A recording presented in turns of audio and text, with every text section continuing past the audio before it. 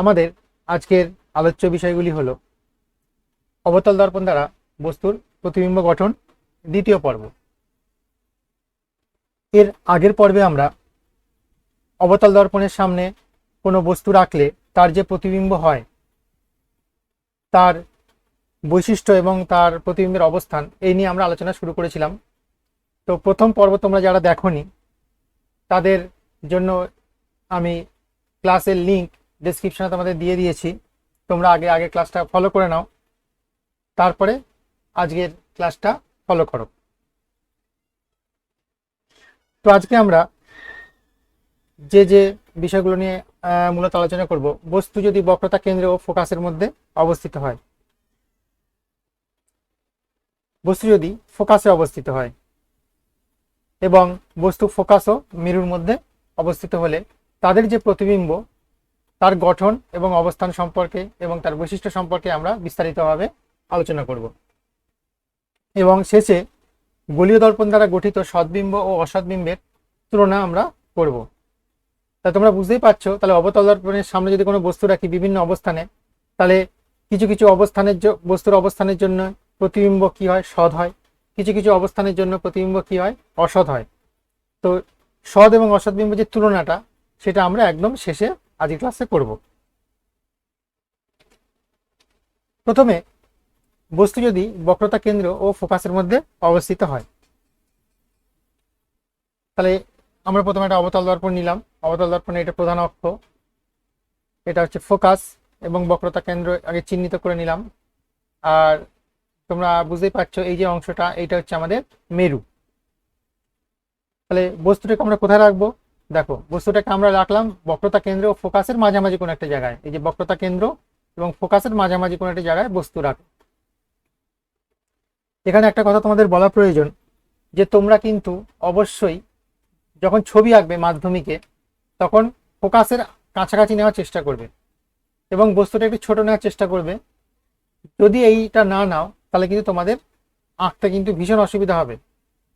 আবার বলছি, বস্তুটা কিন্তু বক্রতা কেন্দ্রের কাছাকাছি না নিয়ে ফোকাসের কাছাকাছি নেওয়ার চেষ্টা করবে এবং বস্তুটার সাইজ কিন্তু একটু ছোট অঙ্কন করবে, তাহলে কিন্তু তোমাদের আঁকতে সুবিধা হবে।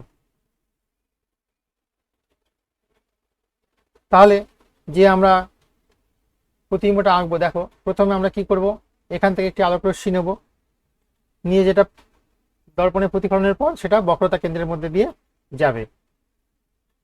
তাহলে প্রথম আলোক রশ্মি আমরা নিলাম। তাহলে প্রথম আলোক রশ্মিটা কোথা দিয়ে যাচ্ছে না বক্রতা কেন্দ্রের মধ্যে দিয়ে যাচ্ছে। প্রথমে এটা আগে এঁকে নিলাম। আরেকটা আলোক রশ্মি নেবো কার সাথে সমান্তরাল না প্রধান অক্ষের সাথে সমান্তরাল একটা আলোক রশ্মি নেবো, যেটা প্রতিফলনের পর কোথা দিয়ে যাবে ফোকাসের মধ্যে দিয়ে যাবে। দেখো ফোকাসের মধ্যে দিয়ে যাচ্ছে। তাহলে এই রশ্মি এবং এই রশ্মি মিলিত হচ্ছে কি এরকম একটি জায়গায়। তাহলে আমাদের প্রতিবিম্বটা কিন্তু এইখানে তৈরি হবে। তাহলে প্রতিবিম্বটা দেখেই বুঝতে পারছো প্রতিবিম্বটা বক্রতা কেন্দ্রের বাইরে অবস্থিত হচ্ছে এবং আকারে কিন্তু বেশ বড়, অর্থাৎ এখানে একটি বিবর্ধিত সদ এবং উল্টো প্রতিবিম্ব তৈরি হচ্ছে। তাহলে এইভাবে কিন্তু তোমরা ছবিটা আঁকবে পরীক্ষায়। তাহলে যখন আমরা খাতায় অঙ্কন করব তাহলে ছবিটা এরকম হবে, এইভাবে ছবিটা আঁকবে। তো এসো এর বৈশিষ্ট্যগুলো কি দেখা যাক। প্রথমে আসা যাক প্রতিবিম্বের অবস্থান। প্রতিবিম্বে বক্রতা কেন্দ্রের বাইরে অবস্থিত। দেখো এই বক্রতা কেন্দ্রের বাইরে অবস্থিত। প্রতিবিম্বের বৈশিষ্ট্য, প্রতিবিম্বটি সদ, যেহেতু আলোক রশ্মিগুলো সত্যিই মিলিত হচ্ছে তাহলে প্রতিবিম্বটা কি সদ। প্রতিবিম্বটা অবশীর্ষ, অবশীর্ষ মানে হচ্ছে উল্টো। দেখো প্রতিবিম্বটা উল্টো।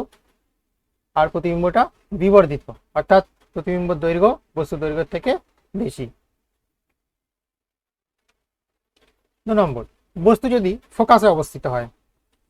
এক্ষেত্রে তোমাদের আমি আর অ্যানিমেশন দেখাইনি, এর কারণ তোমরা সহজেই বুঝতে পারছো। এখানে লক্ষ্য করো, যদি বস্তুটাকে আমি ফোকাসে রাখি তাহলে এখান থেকে একটা আলোক রশ্মি নেবো যেটা দর্পণে প্রতিফলনের পর বক্রতা কেন্দ্রের মধ্যে দিয়ে যাবে। এখান থেকে আরেকটা আলোক রশ্মি নেবো যেটা দর্পণে, যেটা কিনা প্রধান অক্ষের সাথে সমান্তরাল ভাবে নিয়েছি, সেটা প্রতিফলনের পর সেটা ফোকাসের মধ্যে দিয়ে যাচ্ছে। এবং দেখো এই আলোক রশ্মিটা এবং এই আলোক রশ্মিটা পরস্পর কি সমান্তরাল। এটা অর্থাৎ এই আলোক রশ্মি দুটো কখনোই কিন্তু মিলিত হবে না। আবার বলছি, এই আলোক রশ্মি দুটো কিন্তু কখনোই মিলিত হবে না, অর্থাৎ এক্ষেত্রে কোনো প্রতিবিম্ব কিন্তু গঠিত হবে না।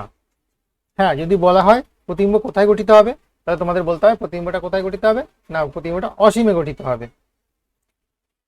তাহলে প্রতিবিম্বের অবস্থান কি, প্রতিবিম্ব অসীমে গঠিত হবে। প্রতিবিম্বের বৈশিষ্ট্য সৎ বা সদ যেটাই বলো, অবশীর্ষ অর্থাৎ উল্টো হওয়ার কথা, অসীমভাবে বিবর্ধিত অর্থাৎ এই প্রতিবিম্বটা অসীম দৈর্ঘ্যের হবে। অর্থাৎ এক কথায় কোনো প্রতিবিম্ব বাস্তবে গঠিত হবে না।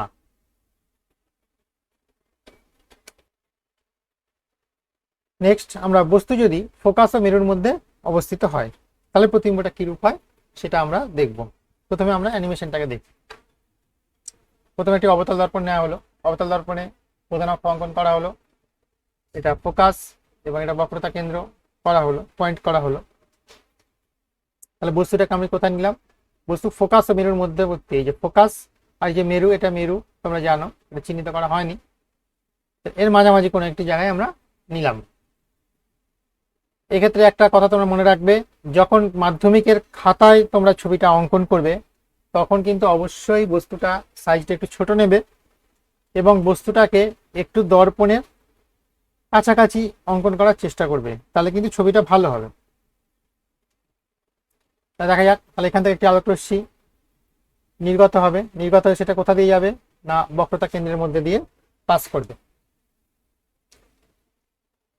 আরেকটা রশ্মি কি নেবো, প্রধান অক্ষের সাথে সমান্তরাল ভাবে নেব, সেটা কোথা দিয়ে পাস করবে না সেটা ফোকাস বিন্দুর মধ্যে দিয়ে পাস করবে। দেখো বাস্তবে কিন্তু এই আলোক রশ্মি দুটো কখনোই মিলবে না, কারণ তোমরা দেখতেই পাচ্ছ এই আলোক রশ্মিগুলো কি ডাইভার্জ, অর্থাৎ কোনো একটা বিন্দু থেকে আসছে বলে মনে হচ্ছে, অর্থাৎ এটা কিন্তু কখনোই মিলিত হবে না, অসীমেও মিলিত হবে না। কিন্তু আমরা যদি চোখটা এই সাইডে রাখি তাহলে কিন্তু দেখো এই আলোক রশ্মি দুটো কোন একটি বিন্দু থেকে আসছে বলে মনে হবে। দেখো যদি আমরা চোখটা এই দিকে রাখি, তাহলে দুটো আলোক রশ্মিকে যদি উল্টো দিকে আমরা বাড়াই তাহলে দেখতে পাচ্ছ এরা কিন্তু এই জায়গাটায় মিলিত হচ্ছে, তাহলে কিন্তু প্রতিবিম্বটা কিন্তু এইখানে ফর্ম করবে। প্রতিবিম্বটা ফর্ম করেছে, কিন্তু এই যে প্রতিবিম্বটা কিন্তু অসৎ প্রতিবিম্ব, অর্থাৎ আলোক রশ্মিগুলো মিলেছে বলে মনে হচ্ছে, এবং প্রতিবিম্বটা দেখো বস্তুর আকারের থেকে কিন্তু অনেক বড়।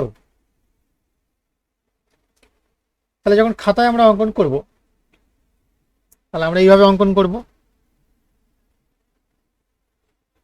তাহলে প্রতিবিম্বের অবস্থান কোথায় হচ্ছে?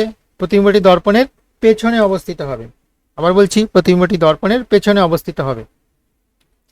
প্রতিবিম্বের বৈশিষ্ট্য, প্রতিবিম্বটি অসৎ সমশীর্ষ, অর্থাৎ উল্টানো নয়, এর মাথাও যেদিকে এর মাথাও এই একই দিকে, আর বিবর্ধিত, অর্থাৎ বস্তুর আকারের থেকে প্রতিবিম্বের আকার কিন্তু বড় হয়।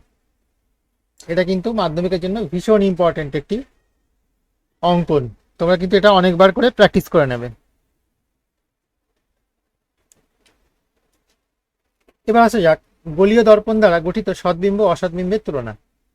তাহলে আমরা এতক্ষণ ধরে যে ছবিগুলো আঁকলাম, আমরা মোট আগের দিন এবং আজকে মিলিয়ে মোট 6টা তোমাদের অবস্থানের ছবি দেখালাম। তার মধ্যে প্রথম 4টে হচ্ছে সৎ প্রতিবিম্ব তৈরি হয়েছে।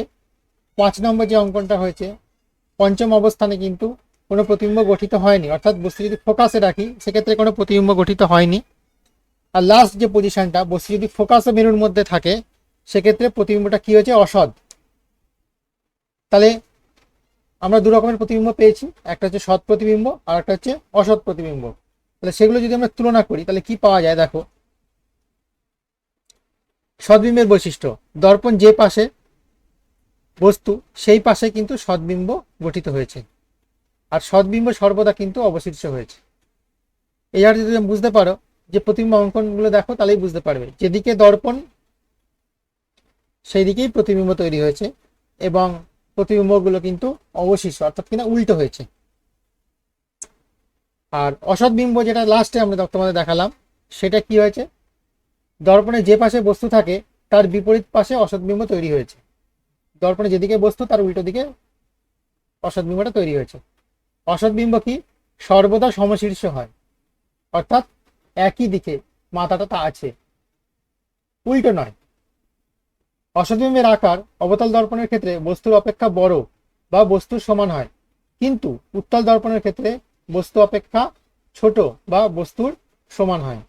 তো আমরা যেহেতু অবতল দর্পণ দিয়ে দেখিয়েছি, সেক্ষেত্রে আমরা দেখতে পেয়েছি ছবি আঁকে অবতল দর্পণের ক্ষেত্রে বস্তু অপেক্ষা বড় বা বস্তুর সমান হয়।